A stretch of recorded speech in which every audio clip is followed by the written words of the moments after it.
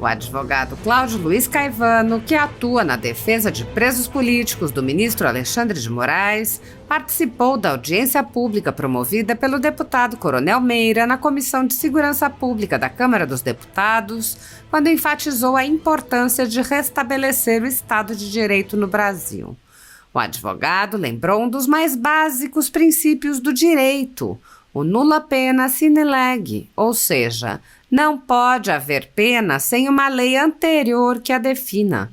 Caivano lembrou que há anos alerta que o Brasil já vive uma tirania e reiterou sua afirmação.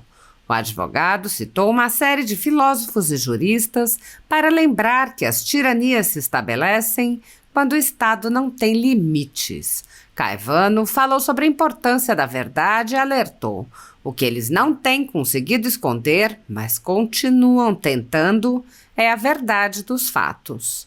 O advogado falou sobre a importância da imprensa alinhada para as ditaduras, explicando: nenhum governo tirânico se sustenta se não tiver a imprensa ao seu lado. Ele citou Rui Barbosa: não há, para qualquer sociedade, maior desgraça que uma imprensa deteriorada, servilizada ou mercantilizada. Cláudio Caivano explicou a falsidade básica na acusação aos réus do 8 de janeiro, lembrando que prédios não são o Estado. Ele disse: tenho dito que nós não temos Estado de Direito no Brasil, e uma das maiores provas que eu posso apresentar é que o artigo 133 da Constituição Federal afirma que o advogado é imprescindível para a justiça. Entretanto, no dia 8 de janeiro e 9 de janeiro, 11 advogados foram presos. Quando o Estado é tudo, o indivíduo é nada.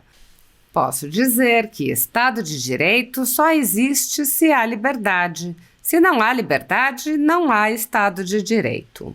O advogado voltou a citar Rui Barbosa: liberdade e segurança jurídica são equivalentes e substituíveis um pelo outro. Um Estado que não se fie nesse conceito não é um Estado de direito, é um Estado de opressão. Caivano prosseguiu: em um Estado em que não há justiça, que não respeita a lei, não pode ser um Estado de direito. O Brasil é hoje esse país. Nós temos presos políticos. Onde não há justiça, não há Estado de Direito. Ao falar sobre liberdade, o advogado lembrou que as constituições existem para proteger o cidadão do Estado. Caivano lembrou que os réus do 8 de janeiro foram presos injustamente sem acesso ao devido processo legal e sofrem com medidas arbitrárias, comparando ainda as medidas impostas a eles com aquelas impostas a criminosos por tráfico ou crime organizado. O advogado lembrou ainda que políticos da extrema esquerda gozam de uma ampla, geral e irrestrita anistia que foi concedida em grande parte devido à morte de um preso no cárcere. Ele apontou que entre os réus do dia 8 já houve várias mortes. Cláudio Caivano conclamou: temos pela frente a reconstrução do Brasil. Ele mostrou que no Rio Grande do Sul o povo se organizou para salvar as vítimas da catástrofe e disse: a reconstrução da nação já começou. O advogado afirmou: a reconstrução do Estado de Direito passa pela reconstrução política e ela começa aqui dentro. A reconstrução política consiste em fazer justiça quando ela não há mais, dar liberdade aos presos políticos, anistia já. Lembrando que o projeto de anistia para os presos do 8 de janeiro está na Comissão de Constituição e Justiça, aguardando deliberação, ele clamou aos parlamentares por sua aprovação. Caivano disse: será o farol que iluminará nosso futuro e nos guiará no caminho da redenção. Mais de 2.000 pessoas foram presas em massa a mando do ministro Alexandre de Moraes, do Supremo Tribunal Federal, com a colaboração do Exército Brasileiro, sem provas nem indícios de crimes e sem o menor respeito a direitos humanos ou ao devido processo legal. Centenas dessas pessoas passaram meses a fio presas e só foram libertadas com medidas cautelares excessivas e arbitrárias, muito piores do que as que são aplicadas a pessoas condenadas por crimes graves. Milhares de famílias continuam sofrendo com as restrições às suas liberdades e seus patrimônios. Tudo sob o olhar complacente do Senado Federal. Enquanto cidadãos comuns ficam sujeitos a medidas abusivas, autoridades do governo Lula envolvidas nos fatos do dia 8 de janeiro seguem livres, leves e soltas. O general G. Dias, por exemplo, era o ministro do Gabinete de Segurança Institucional, era responsável pela segurança do Palácio do Planalto e foi filmado no interior do palácio interagindo com os invasores. Até o momento, o general G. Dias não foi preso, não teve seu passaporte apreendido, nem suas contas bloqueadas, nem seus bens ou sua renda apreendidos. Essas medidas cautelares são reservadas a conservadores, que podem sofrer qualquer uma ou várias delas, sem qualquer indício de crime, sem direito à defesa nem acesso ao devido processo legal. Quando aplicadas a conservadores, as medidas cautelares podem perdurar pelo tempo que desejar o senhor ministro que determina sua aplicação, ainda que as pessoas não tenham foro privilegiado e não estejam, portanto, sujeitas à jurisdição das cortes superiores. Apoiadores do ex-presidente Jair Bolsonaro e pessoas que apenas têm um discurso diferente do imposto pelo cartel midiático vêm sendo perseguidos, em especial pelo judiciário. Além dos inquéritos conduzidos pelo ministro Alexandre de Moraes no Supremo Tribunal Federal, também o ex-corregedor do Tribunal Superior Eleitoral, Luiz Felipe Salomão, criou seu próprio inquérito administrativo e ordenou o confisco da renda de sites e canais conservadores, como a Folha Política. Toda a receita de mais de 31 meses do nosso trabalho está bloqueada por ordem do TSE, com o aplauso dos ministros Luiz Roberto Barroso, Alexandre de Moraes e Edson Fachin. Sem a possibilidade de receber a renda de seu trabalho, o jornal corre o risco de fechar. Se você apoia o trabalho da Folha Política e pode ajudar, use o QR Code para doar qualquer quantia para a empresa Raposo Fernandes ou use o código ajude@folhapolitica.org. Caso prefira, há a opção de transferência bancária para a conta da empresa Raposo Fernandes, disponível na descrição deste vídeo e no comentário fixado no topo. Há mais de 10 anos, a Folha Política faz a cobertura da política brasileira, mostrando atos, pronunciamentos e eventos dos três poderes, quebrando a espiral do silêncio imposta pelo cartel de mídia que quer o monopólio da informação. Pix ajude@folhapolitica.org. Assista. Boa tarde a todos. Quero cumprimentar a mesa na pessoa do hoje presidente, mas o requerente, dessa audiência, o deputado Coronel Meira, o aniversariante, desembargador Sebastião Coelho, parabéns, vida longa ao senhor, saúde e paz. Meu querido amigo deputado Rodrigo Valadares e todos os demais, cumprimentar meus colegas advogados, os deputados aqui presentes. Vou tentar ser sucinto, porque não sei se cabe nos 10 minutos, mas vamos lá, vou tentar. A vida só tem sentido na busca pela verdade. Essa frase é de Sócrates. E como ele não deixou nada registrado, quem registrou foi o seu discípulo, Platão. A gente tem vivido tempos difíceis aqui no Brasil, e onde a verdade ela tem não só sido solapada, mas enterrada, e estão tentando colocar nela alguns tipos de rótulos, E o mais recente, todo mundo sabe, é fake news. Então vou dizer só uma frase aqui, não é para apelo nenhum, em latim, que é assim, nullum crimen sine lege ubi lex. Não há crime sem lei. Onde está a lei? Então a gente está tentando impedir que certas censuras, certas censuras não, mas a censura se instale de uma vez no Brasil. Para facilitar o meu tempo, o entendimento de todo mundo, eu dividi a minha explanação em 4 tópicos. Vou falar da tirania, da imprensa, do Estado de Direito e da liberdade. Quando eu chegar no último, vocês vão ver que eu estou terminando. Só um pouquinho de paciência. Sobre a tirania, eu quero lembrar que eu estive aqui, junto com os colegas também, em outras audiências, o próprio Sebastião Coelho, o desembargador, também esteve aqui, e naquela data, no ano passado, eu disse que a gente já vivia uma tirania. Alguns deputados acharam que não, e a gente só viu esses desmandos se avolumarem. Pois bem, reafirmo, vivemos uma tirania.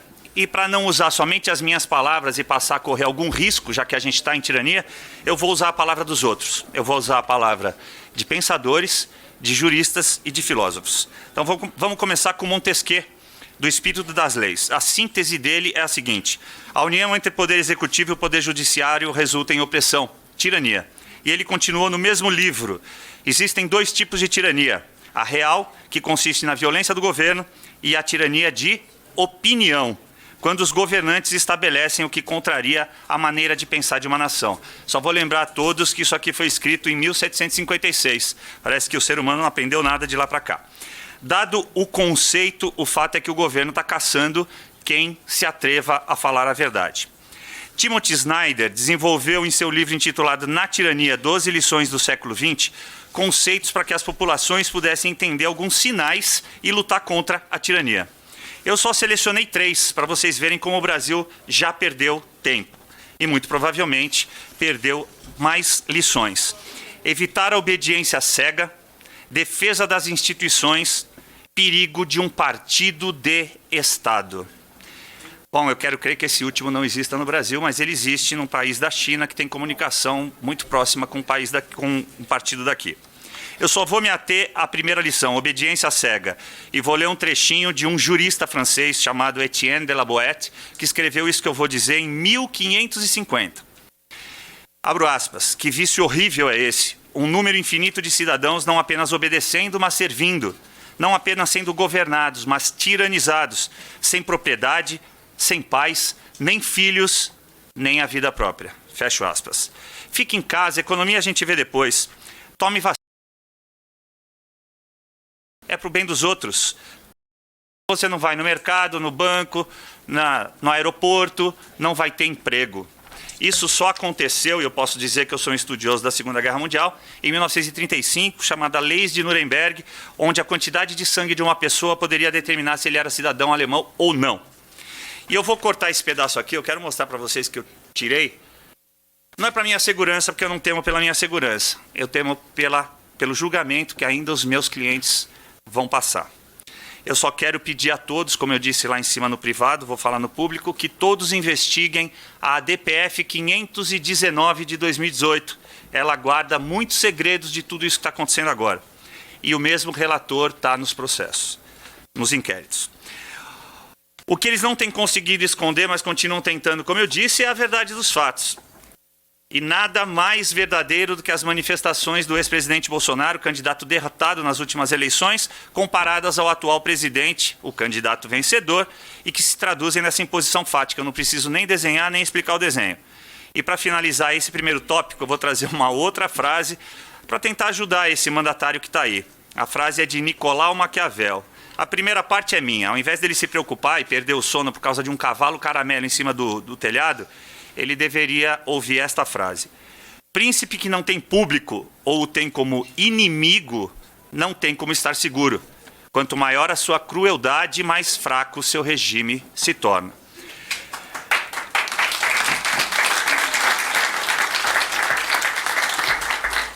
Contra facta não argumenta sunt, né? Ou seja, contra fatos não há argumentos. Acho que vocês entenderam o que eu quis dizer. Segundo tópico, sobre a imprensa. Nenhum governo tirânico se sustenta se não tiver a imprensa ao seu lado. Então, para não dizer as minhas palavras, eu vou recorrer à do maior jurisconsulto brasileiro que já viveu, Rui Barbosa. Abro aspas. Um país de imprensa degenerada é, portanto, um país cego, um país de ideias falsas e sentimentos pervertidos, um país que, explorado na sua consciência, não poderá lutar com os vícios que lhe exploram as instituições. Não há, para qualquer sociedade, maior desgraça que uma imprensa deteriorada, servilizada ou mercantilizada. Parece que ele está sentado nessa cadeira vazia falando para nós agora, né? Está acontecendo isso agora e tem mais de 100 anos essa escrita dele. E isso num momento em que a ministra Carmen Lúcia acabou de declarar que a imprensa é parça, ou seja, é parceira deles. Terceiro tópico, sobre Estado de Direito. Eu dei uma entrevista ontem, contava para as pessoas, e alguns jornalistas tiraram sarro, né, foram pejorativos em relação à minha fala, porque eu teria dito e disse que o Estado não é um prédio.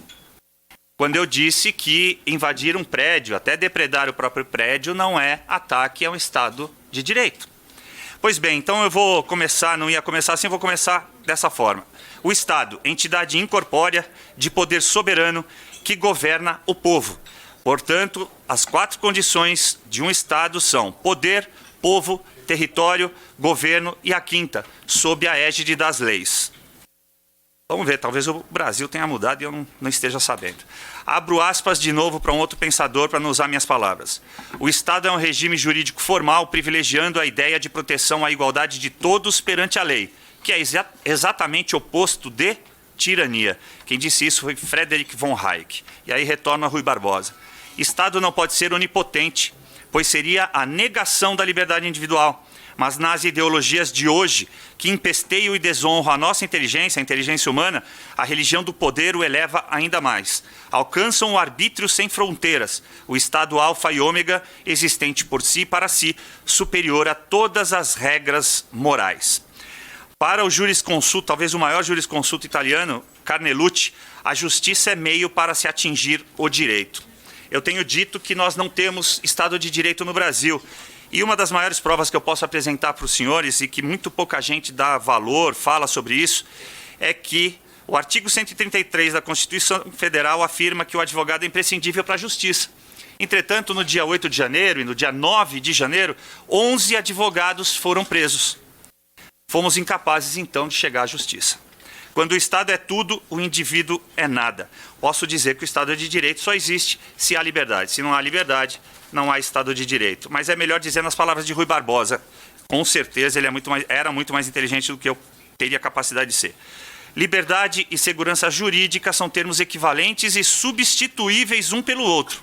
Um Estado que não se fie neste conceito não é Estado de Direito, é um Estado de opressão. Logo, em um Estado que não há justiça, que não respeita a lei, não pode ser um Estado de Direito. O Brasil hoje é esse país, senhoras e senhores. Nós temos presos políticos. Onde não há justiça, como eu disse, não há Estado de Direito. E vamos ao último tópico, liberdade. Se um homem nasceu livre, deve governar-se. Se ele tem tiranos, deve destroná-los. Assim pensou Voltaire. Eu queria imaginar o Voltaire pegando uma cápsula do tempo e estando em 9 de janeiro no Brasil. Eu podia começar e terminar esse tópico com essa frase que eu cunhei já há algum tempo, quando tudo isso começou. Liberdade é a vida pela qual deveríamos ter lutado, mas desistimos. Então escolhemos não viver. Entretanto, por acreditar em Deus, no meu país, na família e na liberdade, eu vou dizer que liberdade é a vida pela qual estamos aprendendo a lutar. Acredito no direito e na Constituição, porque ela existe para proteger o indivíduo do poder do Estado. Direito de manifestação e livre expressão de pensamento são garantias constitucionais no Brasil. Entretanto, manifestantes do 8 de janeiro foram presos ilegalmente, muitos já condenados, são, portanto, presos políticos, condenados exemplarmente por um tribunal sem competência, que alega uma conexão inexistente nos autos do ordenamento jurídico que impede acesso a direitos e garantias fundamentais. Presos políticos tornozelados esperam há quase 1 ano e meio a retirada do aparelho, enquanto assistem, mais perplexos que eu, um bicheiro condenado a ter seu aparelho retirado por ordem de um ministro do mesmo STF que os julga irregularmente. Enquanto traficantes se apresentam a cada mês, 2 meses, às vezes a cada 6 meses no fórum, eles têm que se apresentar toda segunda-feira, ameaçados de voltar à prisão em caso de atrasos para voltar para casa. Como eu disse, todas as semanas eu respondo a pedido de informações dos meus clientes porque que atrasaram 11 minutos, 19 minutos, 29 minutos, 34 minutos e meio. Quando presos políticos foram da esquerda durante o regime militar, tiveram anistia ampla, geral e irrestrita. A Lei 6683 de 79. Muito por motivo da morte de Vladimir Herzog. Referente a 8 de janeiro, faleceram Clériston Pereira, Éder Parecido, Giovanni Carlos, Antônio Marques e, mais recentemente, Kleber Freitas, que foi encontrado morto em casa por provar. Se tivéssemos garantindo o respeito ao princípio constitucional da publicidade, princípio regulador da administração pública, o ato jurídico do escrutínio teria sido o ato jurídico perfeito. Não teríamos o 8 de janeiro, porque aí resignação do povo. Não podemos continuar a luta deixando patriotas pelo caminho. Não podemos viver sabendo que há presos políticos no Brasil. Temos pela frente a reconstrução do Brasil, senhores, e ela já começou. A demonstração de solidariedade do Brasil diante da tragédia do Rio Grande do Sul se revela uma grande oportunidade de pôr fim à servidão. O povo brasileiro e sua demonstração de solidariedade é oportunidade única, assim como a Operação Dínamo, ocorrida entre maio e junho de 1940, diante da incapacidade do Estado, Winston Churchill conclamou os civis que se apressaram a salvar mais de 338 mil soldados na praia de Dunkirk, na França, utilizando todo tipo de embarcação. No Rio Grande do Sul, a população se lançou literalmente às águas, sem medo, sem pensar, de caiaque, colchão inflável, barco, jet ski, bote, até mesmo geladeira vazia, qualquer artefato que boiasse. Isso prova a coragem do brasileiro. Enquanto isso, a inoperância dos governos municipal, estadual e federal demonstrava toda a sua incapacidade. A reconstrução da nação, como eu disse, senhores, já começou. Civil salva civil, cidadão não solta a mão de cidadão. A reconstrução do Estado de Direito passa pela reconstrução política e ela acontece aqui dentro, senhores. A reconstrução política consiste em fazer justiça quando ela não há mais. Dar liberdade aos presos políticos. Anistia já. O PL 5793 de 23 está aqui na CCJ e clama aos senhores parlamentares para que ela seja pautada, aprovada e encaminhada para o rito legislativo das duas casas. A liberdade dos presos políticos será o farol que iluminará o nosso futuro e nos guiará no caminho da redenção. Muito obrigado.